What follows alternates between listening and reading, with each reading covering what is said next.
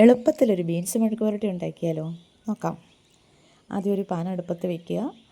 ചൂടായതിന് ശേഷം ഇത് എണ്ണ ഒഴിച്ച് കൊടുക്കുന്നുണ്ട്. എന്നിട്ട് കഴുകി വൃത്തിയാക്കി അരിഞ്ഞു വെച്ചിരിക്കുന്ന ബീൻസ് ഇട്ട് കൊടുക്കുന്നുണ്ട്.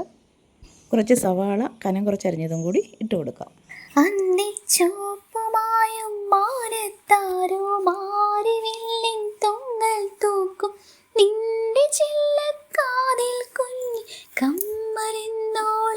ബീൻസിനും സവാളയ്ക്കും കൂട്ടായി പച്ചമുളകും കറിവേപ്പിലയും ഇട്ട് കൊടുക്കാം.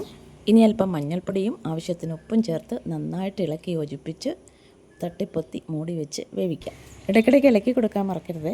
ഇത് നമ്മൾ ആവിക്കാണ് വേവിക്കുന്നത്, വെള്ളം ചേർക്കാത്തതാണ്. അപ്പോൾ ഇടയ്ക്കിടയ്ക്ക് ഇളക്കി കൊടുക്കണം.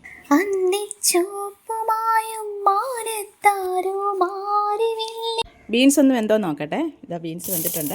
ഇനി ലേശം ഉപ്പിൻ്റെ കുറവുണ്ട്, അപ്പോൾ അതും കൂടി ഒന്ന് ചേർത്ത് നന്നായിട്ട് ഇളക്കി യോജിപ്പിക്കുക. ഇനിയിപ്പോൾ ഇത് മൂടി വെക്കണ്ട, കുറച്ച് കറിവേപ്പിലയും കൂടി ഇട്ടിട്ട് ഇത് ഇളക്കി ഇങ്ങനെ വഴറ്റിയെടുത്താൽ മാത്രം മതി. പെട്ടെന്ന് കറി റെഡിയായില്ലേ? എല്ലാവരും ഒന്ന് ട്രൈ ചെയ്ത് നോക്കണേ.